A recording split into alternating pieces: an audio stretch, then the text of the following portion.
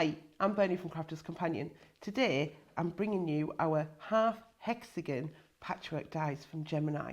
These are multimedia dies, they're the rose gold colours, so you know that they're going to cut through a lot of different types of fabric. With this one, you're actually getting 10 sizes in here, ranging from 1/4 of an inch all the way up to 3 inches in height. And you can actually then double them up and make hexagons with them. So let's have a look at how many we can cut out.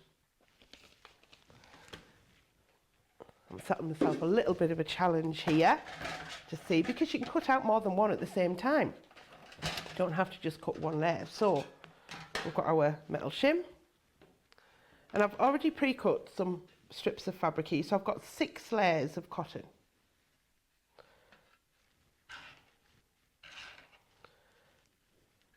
I've got some of the sizes here, and I'm just going to crisscross them down. And if you find when your metal shim does move a little bit, because it will after use, it is a consumable, if you've got your tape handy, just pop a little bit of tape on. I always tape the die onto the outside of the fabric onto the metal shim, and that'll just keep them in place when you're cutting them out. Yeah. And then let's get another strip on. I think we're going to be able to cut 5 or more out here.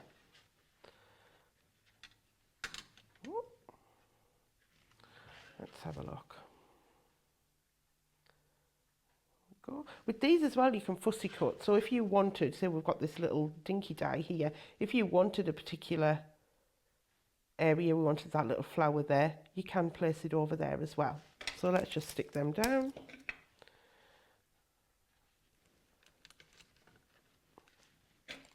And you can see I've still got quite a lot of room on this plate that I could have shuffled it round and got some more out. But let's cut these ones. So then I've got my plastic shim and my other clear plate, and we'll pop that through.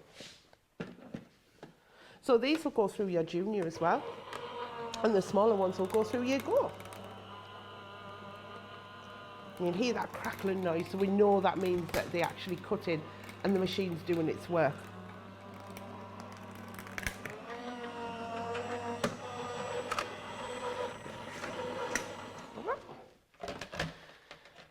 So let's look and see. So we had 6 layers of fabric. Absolutely no problem whatsoever. So there we've got all of these different shapes.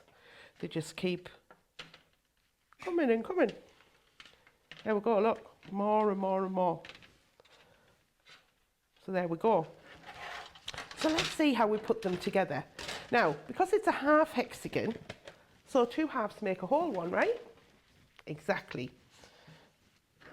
So let's have a look. We're going to put 2 together. So there we go. Now all of these shapes have the 1/4 inch seam allowance built in. So once you've joined this together, you will get a fully formed hexagon that you can then join together with those Y seams. Okay. Now the other option is that, let me take another shape, that you join them in rows. And because you're joining them in rows, you are only ever sewing straight seams. So you would join all of those there. But then if you've got different sizes,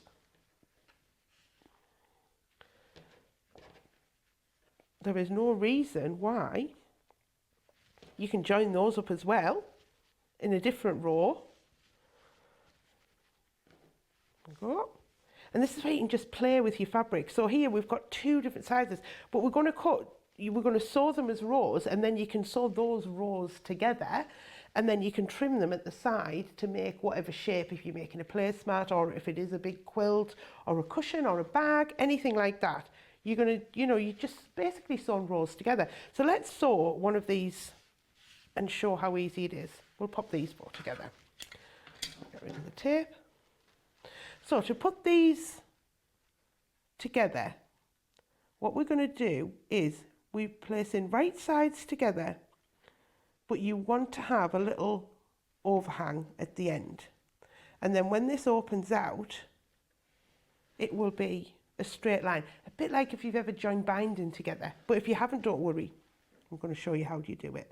So just a little bit of an overhang on each end. Let's pop a pin in.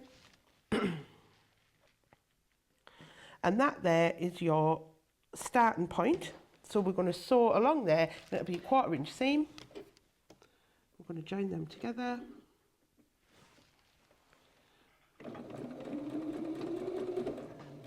And take your pin out, don't sew over it. Straight it along. So then when you open it out, you can see you're starting to get that straight edge. So let's join these two again. Oh, now I've just noticed there I've got a little bit of my tape. Just take that off, so we don't want to be sewing through that. So line that up again.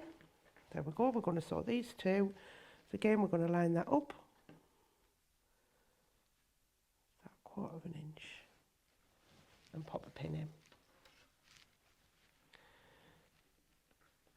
I say pop a couple of pins in if you want it to be more secure, or you may be happy to sew by hand.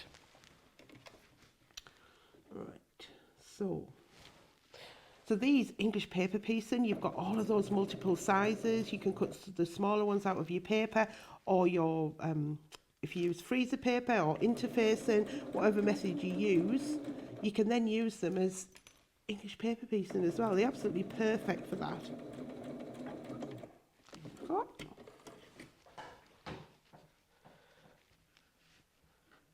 So you can see there we're now starting to get that strip of fabric. So you join on however many you want, and then you're going to make up your project. So let's join that hexagon, and I'll show you how that one works as well. So we had those two pieces. So this time, you're just going to go right sides together. You don't need to offset them.